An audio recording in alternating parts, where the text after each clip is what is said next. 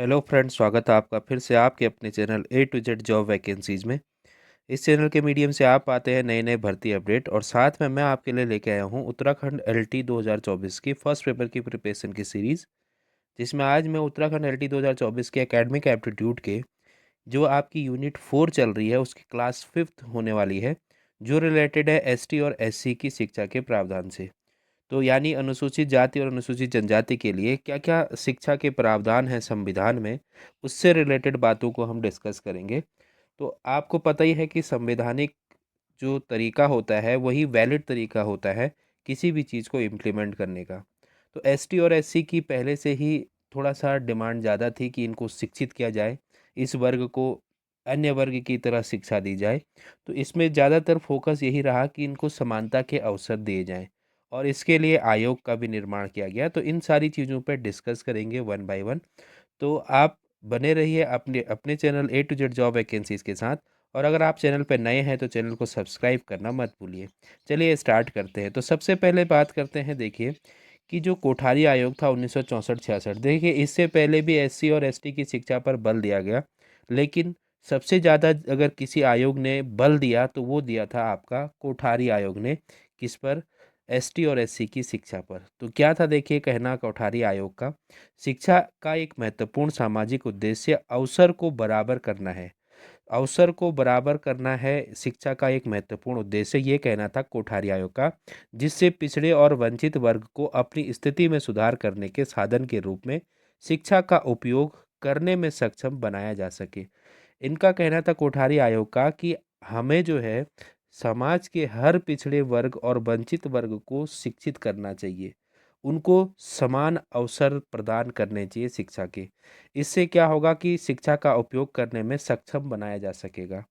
तो इसके बाद क्या हुआ, देखिए इसलिए जाति जनजाति विकलांगता लिंग और अल्पसंख्यकों के संदर्भ में शैक्षिक अवसरों की समानता एक लोकतांत्रिक समाज के निर्माण का एकमात्र तरीका है जिसमें कमजोरों का शोषण कम किया जा सकता है।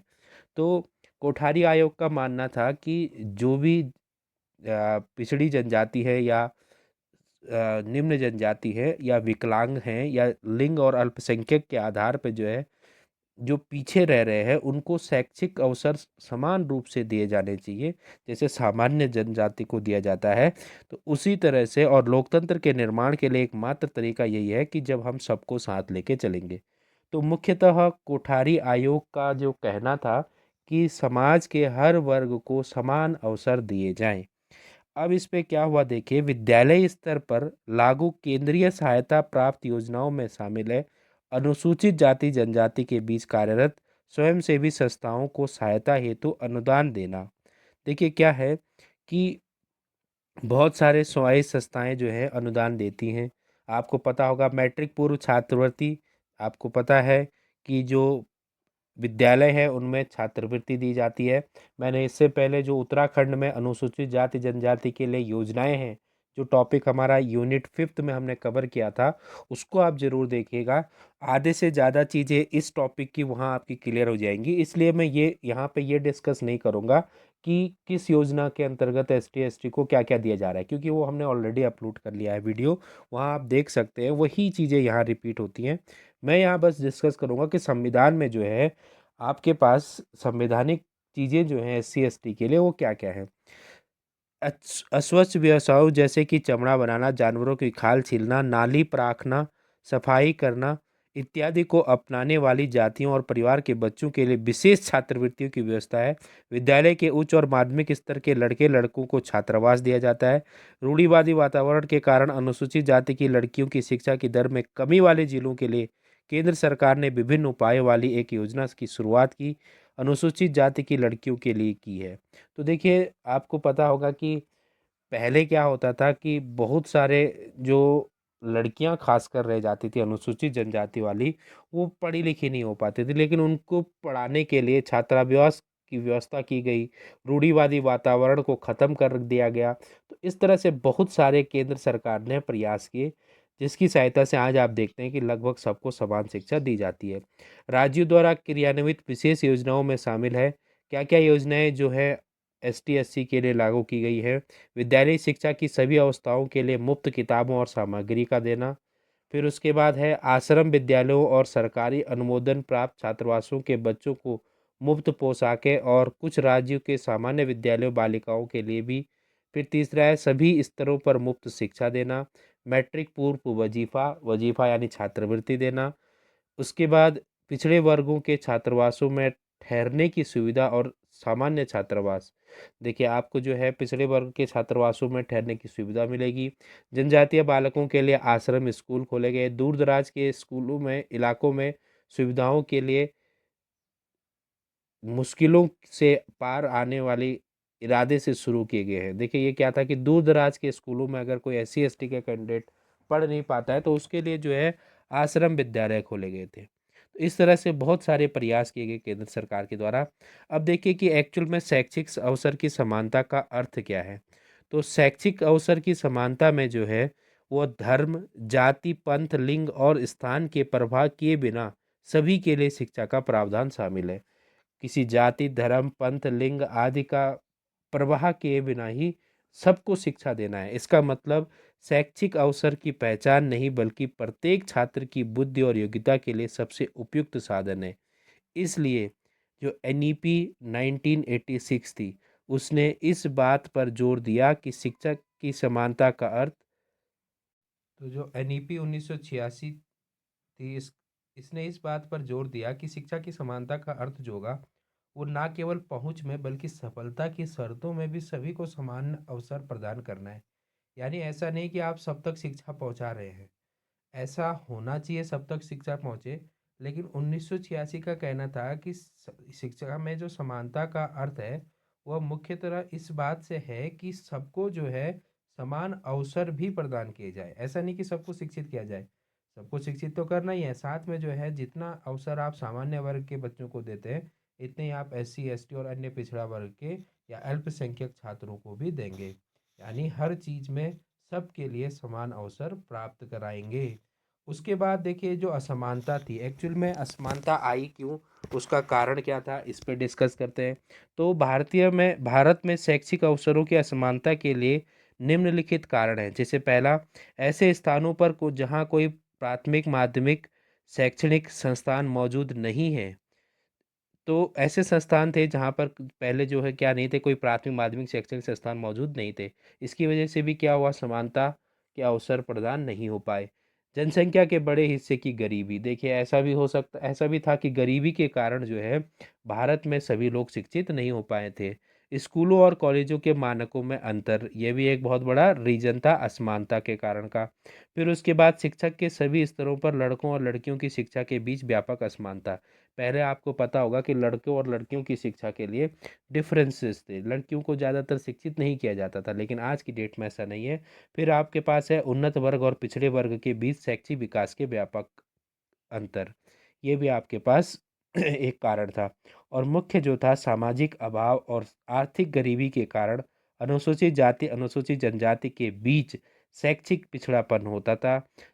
हालांकि आर्थिक गरीबी एक प्रमुख कारण है, अन्य कारक ऐसे सामाजिक और मनोवैज्ञानिक प्रतिबंध, घर घर पर अपर्याप्त सुविधाएं और पिछड़े समुदाय के शिक्षार्थियों की शैक्षिक प्रगति के लिए कम शिक्षा होना आवश्यक था। तो ये क्या था, देखिए कि सामाजिक अभाव और आर्थिक गरीबी के कारण पहले क्या था कि जो अनुसूचित जाति या अनुसूचित जनजाति के विद्यार्थी थे उनके घरों में जो है गरीबी ज़्यादा थी।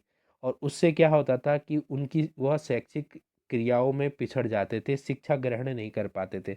इसीलिए शिक्षा में निःशुल्क शिक्षा का प्रावधान हुआ, छात्रवृत्ति का प्रावधान हुआ, फिर मिड डे मील आपको प्रोवाइड किया जा रहा है। तो इस तरह से ताकि कोई भी गरीब छात्र जो है वो छूट ना जाए। और इससे सबसे ज़्यादा फायदा SC और ST के छात्र छात्राओं को हुआ। अब देखिए अगला है सामाजिक अभाव और आर्थिक, इसकी बात कर रहे थे हम। तो क्या था कि पिछड़े समुदाय के शिक्षार्थियों की शैक्षिक प्रगति के लिए शिक्षकों का निष्क्रिय रवैया भी एक प्रमुख भूमिका निभाता है। एक महत्वपूर्ण कारक यह था कि अन्य कारक जैसे सामाजिक और मनोवैज्ञानिक प्रतिबंध, घर पर अपर्याप्त सुविधाएं और पिछड़े समुदाय के शिक्षार्थियों की शैक्षिक प्रगति के लिए शिक्षकों का निष्क्रिय रवैया भी भूमिका निभाता है। कहीं ना कहीं पहले जो था कि अनुसूचित जाति या अनुसूचित जनजाति के विद्यार्थियों को शिक्षक भी उस तरह से ऊपर मोटिवेट नहीं करते थे। तो यह भी बहुत बड़ा रीजन था, लेकिन वर्तमान समय में ऐसा नहीं है। वर्तमान समय में सारे शिक्षक सबके लिए समान शिक्षा लेके चलते हैं। आगे क्या है देखिए कि शैक्षिक अवसरों की समानता प्राप्त करने के लिए उपाय। तो क्या क्या उपाय स्वतंत्रता प्राप्त के बाद जो है भारत में किए गए, किसके लिए? शैक्षिक अवसरों की समानता के लिए। तो जिससे अनुसूचित जाति और अनुसूचित जनजाति और समाज के अन्य पिछड़े वर्ग के शैक्षिक आधार को मजबूत किया जाए, उसके लिए मुख्य कदम उठाए गए। देखिए इसमें क्या क्या था, मैंने बिल्कुल शॉर्ट में आपके लिए लेके आया हूँ। सर्व शिक्षा अभियान, ये हमने पहले डिस्कस किया। इसके अंतर्गत भी मैंने डिस्कस किया था कि एससी और एसटी के छात्र छात्राओं को मोटिवेट किया गया आगे बढ़ाने के लिए, और अन्य पिछड़ा वर्ग के छात्र छात्राओं को घर घर जाके शिक्षा दी जाने की व्यवस्था की गई थी। कस्तूरबा गांधी बालिका विद्यालय पहले ही हम डिस्कस कर चुके हैं, इससे भी हुआ। मध्याह्न भोजन योजना, मिड डे मील, ये इसीलिए था कि क्या किया गया, ताकि जो गरीब तबके के लोग हैं, जो पिछड़े हुए बालक हैं, वो आगे आए और उनको शिक्षा प्राप्त हो पाए। फिर देखिए केंद्रीय विद्यालय, ये भी हमने डिस्कस किया हुआ है पूरा इसके बारे में भी। राष्ट्रीय मुक्त विद्यालय शिक्षा संस्थान एनआईओएस, अब कुछ ऐसे छात्र थे जो अभी भी अगर शिक्षा नहीं ग्रहण कर पा रहे हैं, तो उन छात्र छात्राओं के लिए क्या किया गया, एनआईओएस की भी सुविधा उपलब्ध है, जिस पर आप ओपन लर्निंग से 12th तक की एजुकेशन ले सकते हैं। और सामुदायिक पॉलिट का मतलब हो गया कि सामुदायिक चीज़ों से जो है दूर रखना लोगों को, इस तरह के प्रावधान किए गए। ये जो थे ये कार्यक्रम थे, या इस तरह से उपाय थे ये शैक्षिक अवसरों की समानता को प्राप्त करने के। अब उसके बाद है आपके पास एसटी और एसटी के लिए संवैधानिक प्रावधान, जहाँ से प्रश्न बनने के सबसे ज़्यादा चांसेस है। तो क्या क्या संविधानिक प्रावधान है एससी और एसटी के लिए, मैं आपके लिए मुख्य मुख्य प्रावधान लेके आया हूँ जो केवल शिक्षा से संबंधित है। वैसे तो एससी एसटी के लिए बहुत सारे संवैधानिक प्रावधान किए गए हैं, लेकिन केवल मुख्य मुख्य में जो शिक्षा से संबंधित है वो आपके लिए लेके आया हूँ। तो भारत के संविधान ने अपनी प्रस्तावना में स्पष्ट रूप से कहा है कि सभी की स्थिति और अवसर की समानता का अधिकार हो। राज्य का जो नीति निर्देशक सिद्धांत है अनुच्छेद 41, उसमें विकलांगता सहित कुछ मामलों में काम करने, शिक्षित करने और सार्वजनिक सहायता के अधिकार पर जोर दिया गया है। तो अनुच्छेद 41 में विकलांगता सहित कुछ मामलों में काम करने, शिक्षित करने और सार्वजनिक सहायता के अधिकार पर जोर देने की बात की गई है। आपको पता ही अनुच्छेद 45 में सबको शिक्षा की बात कही गई थी। तो अनुच्छेद 45 के अलावा यह संविधान का प्रावधान करता है कि 14 वर्ष तक के आयु के बच्चों को मुफ्त और अनिवार्य तथा सार्वभौमिक प्राथमिक शिक्षा प्रदान की जानी चाहिए। अब बात करते हैं भारत के संविधान के अनुच्छेद 46 की। राज्य को अनुसूचित जाति, जनजाति और कमजोर वर्ग के शैक्षिक और आर्थिक हितों को बढ़ावा देने के लिए प्रतिबद्ध करता है। अनुच्छेद 46 जो है वो राज्य के अनुसूचित जाति, अनुसूचित जनजाति और कमजोर वर्ग के शैक्षिक और आर्थिक हितों को बढ़ावा देने के लिए प्रतिबद्ध करता है। तो अनुच्छेद 46 में भी अनुसूचित जाति, अनुसूचित जनजाति और कमजोर वर्ग के शैक्षिक और आर्थिक हितों को बढ़ावा देने के लिए प्रतिबद्ध करता है, ये आपको ध्यान रखना है। उसके बाद इस प्रकार आप देखेंगे कि इन सभी अनुच्छेदों और कार्यान्वयन का उद्देश्य विभिन्न वंचित समूह सहित सभी को गुणवत्तापूर्ण शिक्षा प्रदान करना है। आज भी आज़ादी के इतने साल वर्ष पूर्व बाद भी भारत जाति, धर्म, विचारधारा और लिंग आदि के सभी प्रकार के पूर्वाग्रहों से लड़ने के लिए संघर्ष कर रहा है। शिक्षा पहुंच की समानता साबित करने के इस मतभेद को कम करना अंततः समाप्त करने की महत्वपूर्ण भूमिका निभा सकता है और गुणवत्तापूर्ण शिक्षा का अवसर प्रदान किया जा सकता है। अब बात करते हैं अनुच्छेद 14 की। अनुच्छेद 14 क्या है देखिए, भारत के क्षेत्र के भीतर कानून के समान संरक्षण पर किसी भी व्यक्ति को कानून के समक्ष समानता से वंचित नहीं करेगा। धर्म, मूल वंश, जाति, लिंग, जन्म स्थान के आधार पर भेदभाव का निषेध है। तो ये बात कही गई है किसमें, अनुच्छेद 14 में। अब बात करते हैं अनुच्छेद 15 में। अनुच्छेद 15 में क्या किया गया कि धर्म, नस्ल, जाति, लिंग और जन्म स्थान इनमें से किसी के आधार पर भेदभाव के निषेध को संदर्भित करता है। इसके लिए यह जरूरी है, पहला, राज्यों को इस अनुच्छेद में उल्लिखित किसी भी आधार पर किसी भी नागरिक के खिलाफ भेदभाव नहीं करना है। जो अनुच्छेद 15 आपके पास है उसमें कहा गया है कि किसी भी नागरिक के प्रति भेदभाव नहीं करना है, और जब भेदभाव नहीं होगा तो अपने आप समानता के अवसर उत्पन्न हो जाएंगे। केवल धर्म, जाति, लिंग, स्थान इनमें से किसी के आधार पर किसी की भी विकलांगता दायित्व, प्रतिबद्ध और शर्त के अधीन नहीं होना चाहिए। अधीन होना चाहिए। उसके बाद है इस अनुच्छेद या अनुच्छेद 29 के खंड 2 में कुछ भी राज्य के नागरिक कानूनों को नागरिकों के किसी भी सामाजिक और शैक्षणिक रूप से पिछड़े वर्ग या अनुसूचित जाति जनजाति की उन्नति के लिए कोई विशेष प्रावधान करने से नहीं रोकेगा। अगर कभी भी सामाजिक और शैक्षणिक रूप से पिछड़े या अनुसूचित जाति अनुसूचित जनजाति की उन्नति के लिए कोई विशेष प्रावधान किया जा रहा है तो उससे कोई रोकेगा नहीं। कोई भी राज्य कानून या कोई भी राज्य जो है अपने कानून बना रहा है जिससे जो है सामाजिक शैक्षिक रूप से पिछड़े वर्ग या अनुसूचित जाति या अनुसूचित जनजाति के लिए कुछ विशेष प्रावधान किए जा रहे हैं तो उससे रोकेगा नहीं किसी को भी। इसका हम सभी पर प्रभाव पड़ता है क्योंकि हमें सभी बच्चों के साथ सामान्य व्यवहार करना होगा। यदि कमज़ोर वर्ग और सामाजिक रूप से वंचित समूह का कोई बच्चा पिछड़ जाता है तो उसे अन्य बच्चों के बराबर लाने के लिए विशेष प्रावधान का प्रयास होंगे। अगर कोई बच्चा पिछड़ गया तो उसको भी आगे बढ़ाना है। उसके बाद बात करते हैं अनुच्छेद 16(1) की। राज्य के अधीन किसी भी कार्यालय में रोजगार और नियुक्ति से संबंधित मामलों में सभी नागरिकों के लिए अवसर की समानता होगी। ये भी बात कही गई अनुच्छेद 16 क में। अब आपको यहाँ मुझे एक प्रश्न का जवाब देना है। आप कमेंट बॉक्स में कमेंट कीजिए कि जो राजकीय सेवाएं हैं, राजकीय सेवाओं में जो एससी है, एसटी हैं और ओबीसी हैं, इनके लिए कुछ विशिष्ट प्रावधान है या कुछ विशेष प्रतिशत दिया गया है। तो कितनी सीटें एससी के लिए फिक्स होती हैं राजकीय सेवाओं में, कितने एसटी के लिए और कितना ओबीसी के लिए, ये आपको कमेंट बॉक्स में कमेंट करके बताना है कि राजकीय सेवा में जो एससी एसटी और ओबीसी के कैंडिडेट हैं उनके लिए कितने कितने प्रतिशत सीटें रिजर्व होती है। तो इसका कमेंट में आप आंसर ज़रूर बताइए ताकि आपका नॉलेज भी चेक हो पाए। दूसरा इसी का अनुच्छेद 16 ख है कि कोई भी नागरिक केवल धर्म, मूलवंश, जाति, लिंग, जन्म स्थान, निवास या इसी के किसी के आधार पर राज्य के तहत किसी भी रोजगार या कार्यालय के लिए अयोग्य नहीं होगा। यह भेदभाव नहीं माना जाए, मतलब इसके साथ भेदभाव नहीं किया जाएगा। तो ऐसा नहीं कि किसी को जाति के अकॉर्डिंग जो है बाहर कर दिया जाए, ऐसा नहीं होगा। सब के लिए समान अवसर प्राप्त होंगे। अब देखिए, जैसे मैं बात कर रहा था कि अनुसूचित जाति जनजाति के लिए जो है सरकारी नौकरियों में अनुपातिक रूप से छूट संबंधित है। इस लेख में एससी एसटी के लिए विभिन्न संवर्ग में पदों का आरक्षित नियतार्थ है। कक्षा या कक्ष शिक्षण के सभी मुद्दों पर इसका सीधा निहितार्थ है। हालांकि यह ध्यान रखना महत्वपूर्ण है कि हम में से कोई भी उन लोगों की योग्यता और कौशल के बारे में नकारात्मक रवैया नहीं रखता है और पूर्व कल्पना नहीं करता है जिन्हें आरक्षित पद पर नियुक्त किया गया है। तो आपको इसी के कमेंट बॉक्स में कमेंट बताना है कि कितना कितना प्रतिशत आरक्षण है। अब देखिए, उसके बाद अनुच्छेद 17 की बात करते हैं, अस्पृश्यता का अनुमूल्यन। अस्पृश्यता क्या है कि इसको समाप्त करने के लिए किसी भी रूप से इसका अभ्यास निषिद्ध है। अस्पृश्यता से उत्पन्न किसी भी विकलांगता को लागू करना कानून के अनुसार दंडनीय अपराध है।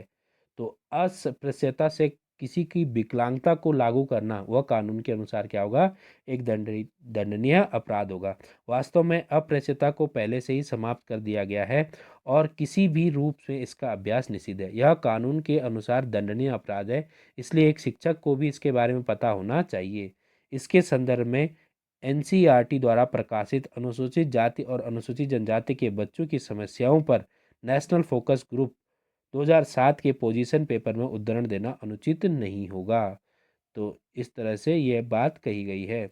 उसके बाद अनुच्छेद 19(1) है, सभी नागरिकों के लिए होगा, या यह अधिकार जो है सभी नागरिकों के लिए था। भाषण और अभिव्यक्ति की स्वतंत्रता के लिए, शांतिपूर्वक और बिना होशियारी के इकट्ठा होना, संघ यूनियन बनाने के लिए, भारत के पूरे क्षेत्र में घूमने के लिए, फिर उसके बाद भारत के क्षेत्र के किसी भी हिस्से में निवास करना और बसना, और कोई पेशा अपनाना या कोई व्यवसाय व्यापार कारोबार करना। आप अनुच्छेद 19(1) के अंतर्गत कोई भी व्यापार कर सकते हैं।